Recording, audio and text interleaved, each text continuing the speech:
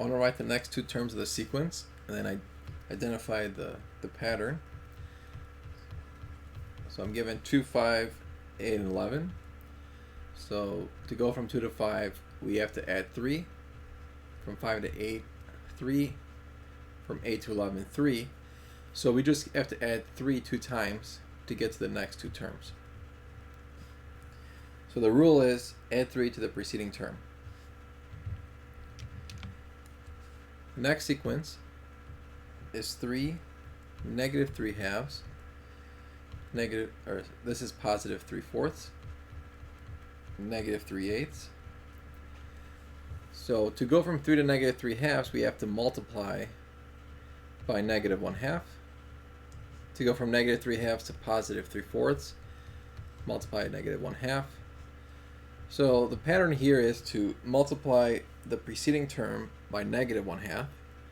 So if I multiply negative 3/8 by negative 1/2, I should get 3 over 16. Multiply that again by negative 1/2, I get negative 3 over 32. Now let's simplify these factorials. So if I have n plus 1 factorial over n factorial, n plus 1 factorial is just really n plus 1 times n minus 1 all the way down to 1.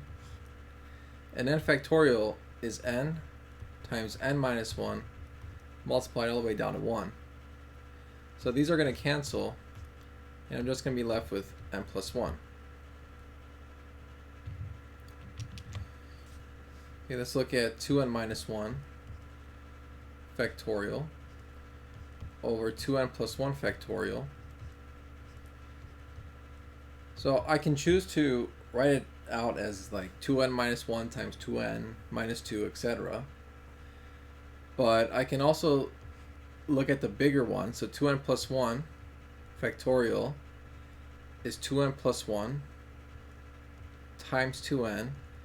And then, you could keep going down, 2n minus 1, 2n minus 2, etc., which is equivalent to saying 2n minus 1 factorial.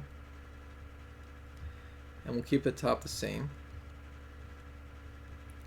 The 2n minus 1 factorial is going to cancel. So I'm going to be left with 1 over 2n plus 1 times 2n. And if you want, you can simplify this to 1 over 4n squared plus 2n.